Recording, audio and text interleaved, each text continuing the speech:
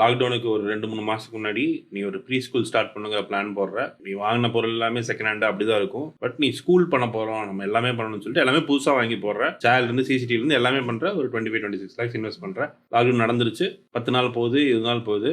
இப்போ உனக்கு தெரியுது அடுத்த 6 மாசம் இது நடக்க போகுது. இது ரன்னே பண்ண முடியாது. ஸ்கூல் எல்லாம் ஆன்லைன்ல கொண்டு போயிட்டான்னு சொல்லிட்டு அந்த நைட் ஐயோ இது ஒர்க் ஆகல.